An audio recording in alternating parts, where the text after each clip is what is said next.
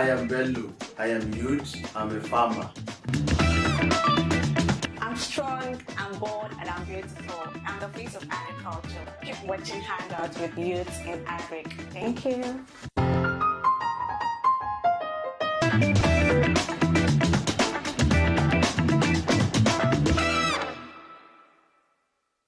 Hi guys, welcome to that program where we give agripreneurs the platform for the future, your #1 program that will help boost all agripreneurs in the world in the agricultural sector. Welcome to the show. I'm Joy Labaran. Now, if you haven't subscribed to our YouTube channel, I don't know what you are still waiting for. Please, let's expand our family base, so you are going to help us do that. Follow us on all our social media platforms and subscribe to our YouTube channel. Like I always say, you don't want to be first to get the pop-up of any notification. Please do that, and welcome to the show.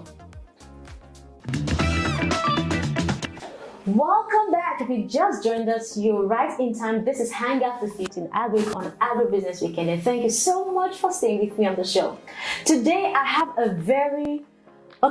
first of all, I have a youth. And it's very vast. When I say it's very vast, okay, don't worry, you get to know him as we go on the show. Like he can talk about youth in agriculture, for Africa. Am I correct? And today we will be looking at youth in agribusiness. And join me on set as I make welcome Ekundayo Oluwamilare. Thank you so much for coming to the show. It's a great honor to be here. All the way from OAU. Can you imagine that? Thank you so much for coming. It's an honor to be here. Thank you. So how did you get to know about Hangout with Youth in Agric?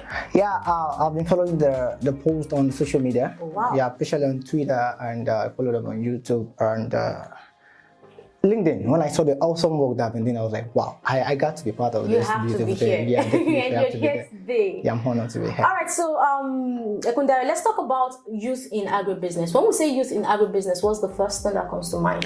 Yeah, from the concept of the word youth in agribusiness, it means when the young people take over the business of agriculture. When the agile people who have vast knowledge of education, and they're able to put knowledge into practices, and they need to put the educational factor of agriculture and change it to business, the narration of agriculture being from the conceptual way it has been so far in our forefathers' time, and changing the narrative that the technology factor of knowledge of education gained from school and handling them into realization through adequate implementation of knowledge. But so many youth do not see agriculture beyond the four walls of the farm. What do you think is the cause? Yeah, the reason is the knowledge factor. Okay. And when I say knowledge factor is what you know that you can do, and is the knowledge that you're actually built with, or what you're actually made of that you can actually express yourself with. Okay. So if they are sensitized adequately with the right information that is beyond the four corner of the farm, of the classroom, or the mindset they have towards it, then it actually ginger them to put into practice the beyond farming of agriculture. So what are the advantages when youth begin to see agriculture as beyond farming to agribusiness? There are a lot of advantages for me, basically, because I will use myself as an example. Okay. It actually enabled me to use my technical knowledge to change the narration of agriculture. Okay. Now, what I mean is this. The way our forefathers have been doing agriculture from their own perspective is multiplication. Okay. But with the help of technology, we can actually multiply in a smart way. Than you can actually cut some things up and actually forward with steps. So it allows technical opportunity for students or youth, basically let them use the word students, to actually implement the technical know-how of agriculture in the business part. So when we say agriculture, youth in agribusiness, the only thing that comes is it just related to technology? No. Okay. They have the input services for agriculture, in which people don't actually pay attention to. We have the information part of agriculture, people don't actually pay attention to that. We have the other services, the research, a lot of opportunities in agribusiness itself that people don't actually pay attention to. The mindset created while learning or while growing up is that everything based on farming. You have to go to farm. And with the dynamic way that the institution have based students, let me start from the conception, from the grassroots, that farmers are poor people, farmers, they're not nobody to just reckon with them. Exactly. And someone would say it's not sexy enough. I that from the Commissioner of Agriculture, Lagos State, says we need to make agriculture sexy. Exactly. Because we have to incorporate modeling into agriculture, because we have potential, a lot of potential that they can actually change the narration of agriculture. So thereby, we need to just bring the right mindset to changing the narration by being practical ourselves to what we are preaching out to people. So if they say farmers are poor, be an example and show them that you're not poor.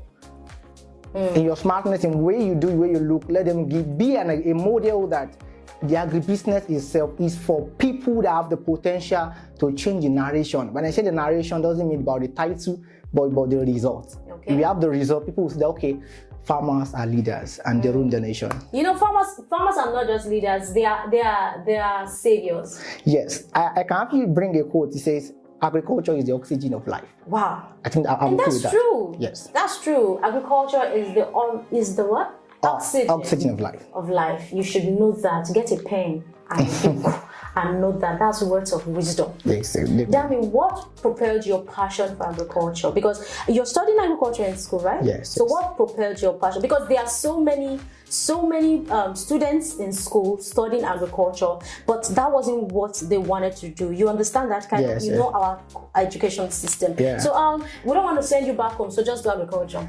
And some students are like, oh man, this is not what I came here to do. Let me just run this thing and get out of here, you know. And now we have people that study agriculture working in the bank. They are counting money. Exactly. What is your passion? Personally, I didn't opt in for agriculture. So you're one of them? I'm one of them. But the thing is, immediately I was given agriculture, although I was so sad because I don't have the understanding. Okay. But immediately I went out of my dad's room, I was like, wow, I think there's an opportunity for me here.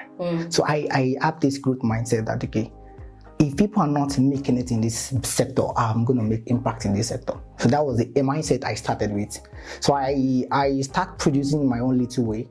And I told myself, if what I could do is just to raise the mindset of people who can actually change this store with me, then I'll be glad. And what have you been doing since then? Well, I've tried my best so far, and God is helping me. At least so far so good. We have reached about 2,000 youths in the agribusiness, not agriculture, the business part. Amazing. And we go for outreach for students, not basically for agriculture, but we nurture people mindset towards growth and development. So we channel their strength into what they have interest in doing. We have quite a number of them. I don't want to mention him because they are actually doing well. So by what we're able to do, because of the little result we have, when people start seeing the results, start DMing me, okay, wow, I saw this that you do, I'm happy.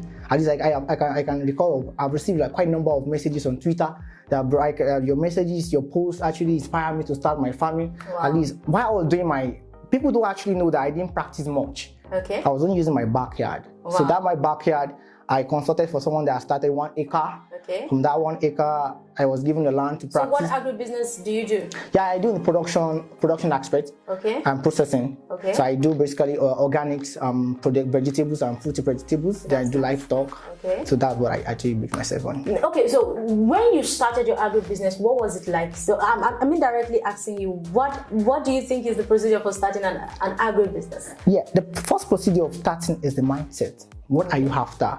What problem are you solving? Because I told myself, no matter what it might take, I'm going to solve the problem of quality. All right, so for my discovery, I've discovered that people just eat to survive, not to live. So what's the difference? Yeah, the difference is this. You just want to put something in your stomach and just not minding the nutritional benefit you are getting from it, and not minding the quality or the stature of what you are taking in, you're consuming. And you just have to put something very fast, maybe due to work or your schedule, and just get it up from that. But when you eat to live, you are satisfied that, okay, although what I'm taking is not in large quantity, but I'm taking the quality. So something of nutritional benefits, you are sure, okay, if I'm taking a spoon of this, with right composition, I'm cool. So that's what we produce and what I'm paid. Because you are what you eat and you are what you say. So what you eat will proper what you say, and what is proper what you do. So it's a chain reaction. So if you consume something good, you will present something good. But if you are not nutritionally okay, then it's very you need a diagnosis, because you need to be given the right proportion of what you need to take. So that's what we're actually solving as a problem. Okay, so the first thing the agripreneur should look out for when starting an agribusiness is quality. Is the quality. Then, now what would you say about agribusiness policies in Nigeria? Yes, thank you. The policies is actually because the government actually playing their part in ensuring that in any way you want to come into the chain system, you have no issue, because it depends on what you're coming to do. So the chain is as vast as you can actually operate. But still, I think the policy needs to be modified. Okay. In the sense that for people, the large producer of what we take all over the world are the subsistence farmers. And where the aspect of the corporate commercial farmers are not as much as they are. But these people that are actually trying their best to get food on the table, they're not okay. The chain gap is too much for them. They are suffering. And the suffering is that they are being cheated by a lot of people. So we need the aspect of, I won't say the government, but I would say the leaders on the chain for adequate guidance of young people coming into this sector for agro-mentorship. That okay, if we can't change everything at once, but we can start from the grassroots by changing the modification of their mindset. So let's give them a right attitude to an attribute to producing something good. Then let the policy come in place that if this is what you're producing, we can help you get market. So we can, because one farmer cannot solve all the chain itself. So we need a combination of collaboration of young people together to ensure that as this one is producing, let me make into the marketing aspect, let me sell, so the chain can be complete and no one will be cheated. So that is the cheating aspect in this modification that we are using presently, and in the aspect of the policy, it needed for it to be remodified to help your subsistence farmers who are producing a large aspect of what we are consuming. Man, I'm so full of the knowledge that Ekundayo is dishing out for us this evening. I hope you're learning a lot. Let's take a short break, and when we come back, the show continues, so don't go anywhere.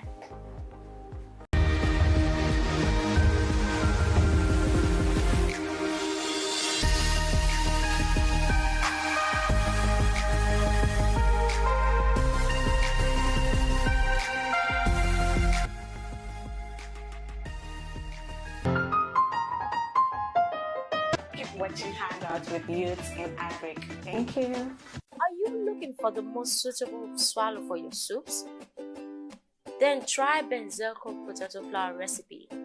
This flour recipe is best for diabetic patients, low in sugar and low in calories, and easy to prepare. Now to place your orders, call these numbers displayed on your screen. Benzerco potato flour, your #1 potato flour recipe.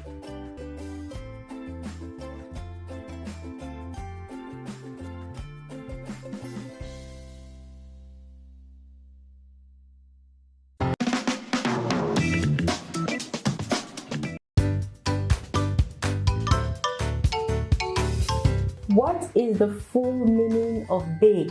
B-A-E. BAE. Well, to me, it's something different. Might be black and excellent. List 5 fruits. 5 fruits. Okay, mango, lemon, fruit. Okay, mango, lemon, orange, cashew, then citrus. Counting 3s to 51.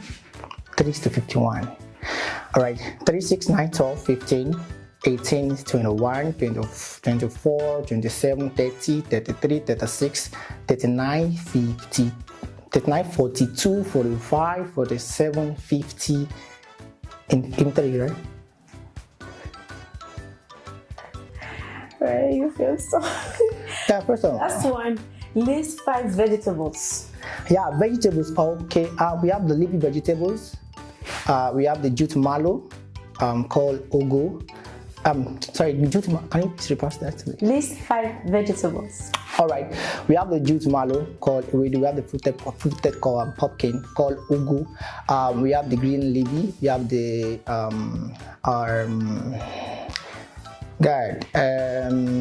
leafy. We have spinach. We have the spicy leaf. Get up to 5. All right. Wow, Dami, well done. Yeah, thank you. And those names we're calling, like the ugu and were they the botanical name or? Yeah, the fruit called pumpkin is the common name they call it. We've not finished school. People are telling me finish school. That is amazing. I want to give a special shout out to all our partners on Hangout with Teaching Agric. Thank you, the Tony Lumilu Foundation. Thank you, Solis Farm Lab. And thank you, the African Farmer Stories. Thank you so much for sponsoring this program. Thank you for all you're doing. And so, thank you so much, Dami, for coming to the show today. I've learned a lot from you, seriously. And I can say, so you believe me when I said it's vast. It's very, very vast. And I want to say thank you for all you do. Thank you. Also, we see your updates of some of your outreaches and some of the advocacies that you do in OAU. I really hope that I will come there someday. Yeah, we're expecting you. Like Agribusiness, we are going to bomb that school someday. Yeah, expecting you. We're glad to welcome you guys. All right, so this is where we draw the curtain on today's episode of Hang Out with Teaching Agric. Thank you so much for staying with me till this time. Until I come your way next time, don't forget, follow us on all our social media platforms and subscribe to our YouTube channel. Please help us to expand our family base. Until I come your way next time, do have a good evening. From I and Dami on the studio, is bye for now. Bye. Thank you.